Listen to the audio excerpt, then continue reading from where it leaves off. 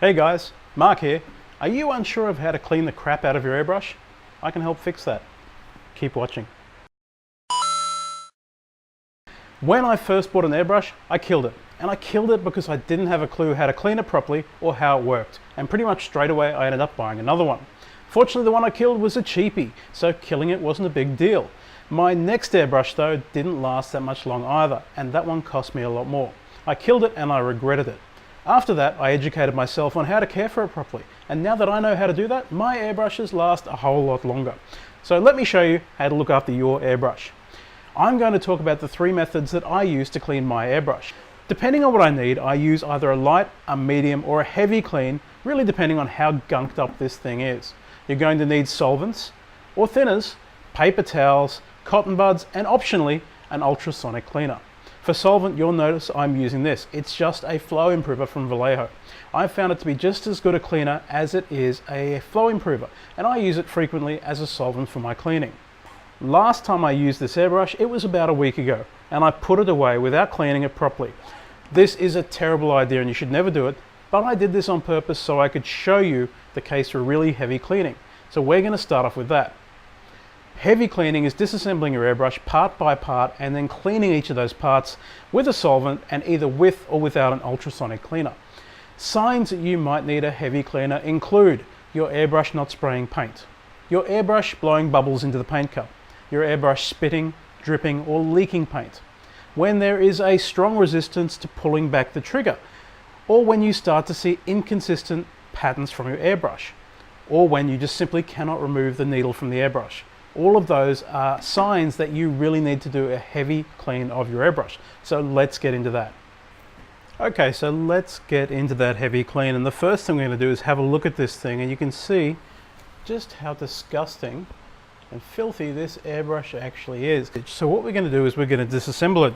It's pretty easy to do that. First off, we're going to disconnect it from its air hose. And then we're going to take it apart, starting with the back. Now this will vary depending on the model you've got.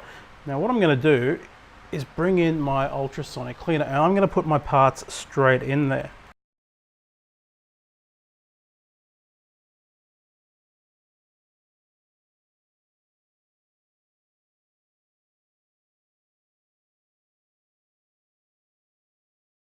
We're going to give that about 3 minutes.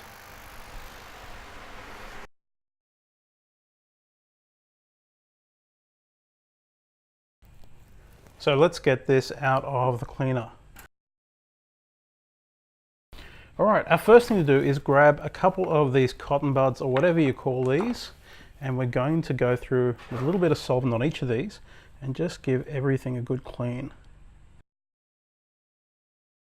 All right, it's looking reasonably clean.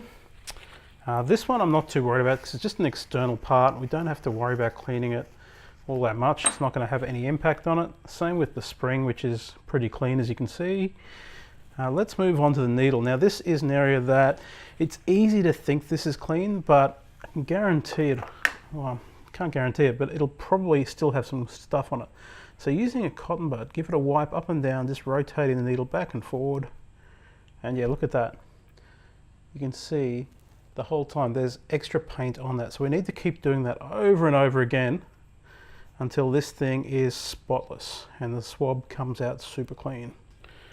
Okay, this bit is the main part of the airbrush assembly, and you can see there's going to be quite a bit of gunk down inside this chamber.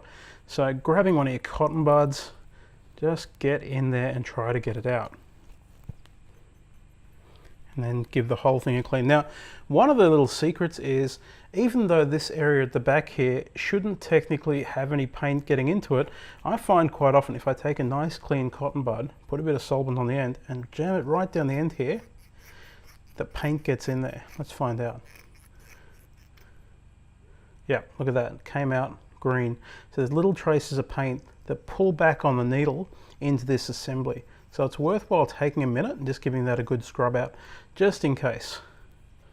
Okay, it's looking pretty good. So now what we can do is we can start putting this back together. Actually, sorry, I just realized I haven't cleaned these parts yet, so let me give these a quick clean. This is just the nozzle.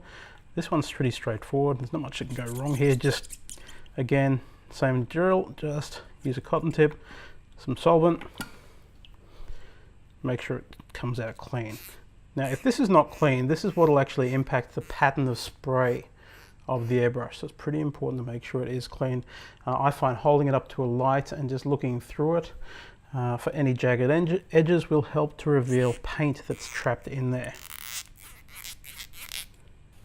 Okay, and we're going to put it back together. The two nozzles go together, they go straight onto the end here. Okay, now that that is all together, I always finish every single one of my cleans the same way, and that is flush some of the solvent through it. So straight into the paint cup and just spray it onto a paper towel so you can see what's in there. Usually I'd spray this into a cleaning cup, but just do it into the paper towel for now. So I've just finished up that heavy clean and I went to run some of this solvent through it, which is how I finish every single clean. So put a little bit in here and check out what happens. Look at all that air that's bubbling up through the cup. That's not good. And on visual inspection of trying to figure out what's actually going on here, it turns out that I've got a ruptured tip. So this little tip here is extremely fragile, and it should be considered a disposable item. Okay, so what do I have to do? I have to replace this. Now that's actually pretty easy. I'm just going to do it quickly because I have a spare. If you've got an airbrush, you need to keep spares of these things around. Now fortunately my airbrush needle actually looks fine. Sometimes when these things rupture, they put gouges into the side of the airbrush needle. We'll see how we go. So let's get this thing off.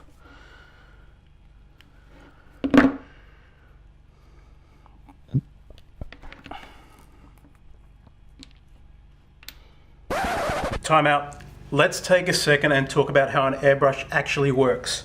So here's my airbrush. Here is a piece of paper and I'm going to draw some stuff on it. So you can see here, if this is my airbrush where I've got the nozzle like this, the body of the airbrush going back like this, the air coming up through here, and the paint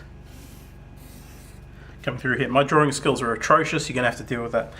Paint goes here, air goes here. Now what's actually going to happen is anytime you pull back on this trigger, air's going to, anytime you push down on this trigger, air's going to come through, and there's a little channel here underneath everything else that leads right into this little nozzle, and that is where air comes out, and it comes out like this. Whenever you push down, air comes out. The paint's a little bit different. Inside of here we have, it's actually up here, a nozzle like this, and that's connected to our needle, and our needle runs the full length of the airbrush. When you pull this backwards, the needle goes backwards. When the needle goes backwards, it breaks a seal on this little nozzle here, and that allows paint to get out. It basically makes a little doorway. And the air rushing past that allows the paint to be sprayed out. That's the gist of it. Now this bit here is what I want to focus on here. I want to talk about the nozzle and why it's so delicate. So, turn this over, and let's draw our little nozzle. And a nozzle looks like this. Okay, with maybe a few screws here. Now this thing is tiny. How small is it? It's that little tiny brass bit right at the tip from here onwards. So you can see I've magnified the scale quite a bit. Now, as you can see here, this screws into the body of the airbrush. As I said, the air comes from down here, right? And this is inside like a protected shroud like this. When the needle comes in, the needle comes right to here and blocks this hole. Now, given that how small the needle is and how tiny this bit is, you can imagine how thin the bit of metal is right here. And all it takes is a little bit of force this way, hard, to rupture or split or crack the end here. And that's what happens. We get this big, ugly crack.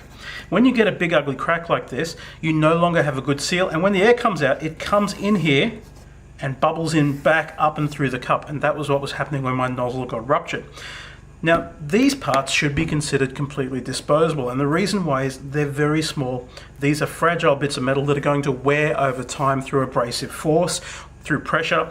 I mean, there's a spring that holds the needle up against this thing, and you're going like this constantly against this little tip. Eventually, no matter what, no matter how good a care you take of your airbrush, this bit is going to rupture.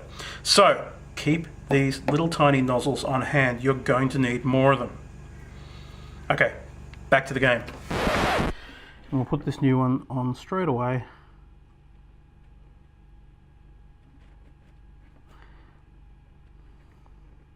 And let's just make sure that this goes through nicely.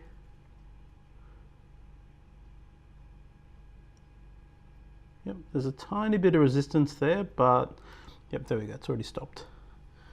Okay, so that's all together. Put our nozzle back on, put the back of the airbrush back on, and let's put some cleaner into it and see if it now bubbles. Hopefully it doesn't.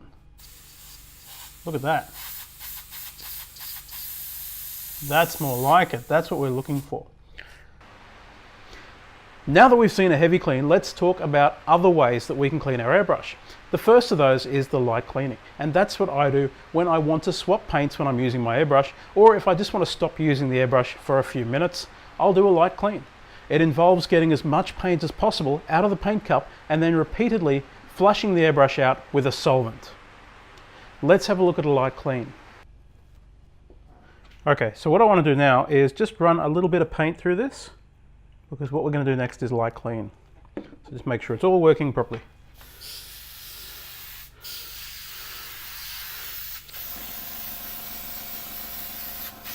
Now it's time to do a light clean. You can see we've got a little bit of paint in the paint cup here. All we really need to do is flush this thing out with some cleaner and give it a bit of a wipe with some paper towel. So, paper towel, put in your airbrush cleaner of choice. Just half a cup's fine, and I'm just going to spray it onto this paper towel.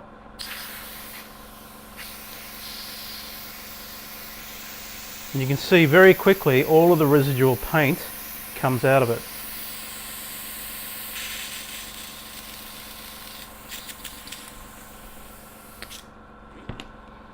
We'll give it one more going through. And something else that I like to do here is if you grab a piece of this, wad it up nicely, put it over the nozzle and pull down, it'll blow back into the paint cup, which gives it a nice mix and cleaning effect. So you can just brush all that out.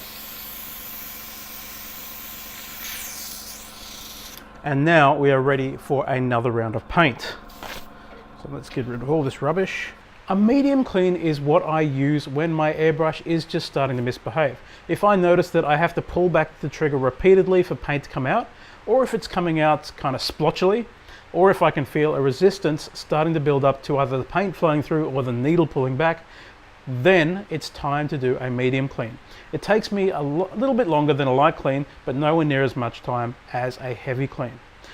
It involves doing the same steps as the light cleaning, but we're also going to remove the needle, give that a good clean, and also give both the needle and the nozzle a good visual inspection for any sign of junk buildup on those parts. Okay, let's give our medium clean a try. So what we're going to do is the same as the light clean, except then we're going to take the needle out, check the nozzle, and just make sure it's nice and clean. So solvent in, give it a good back blast like this, spray it out, make sure the solvent's coming out nice and clean.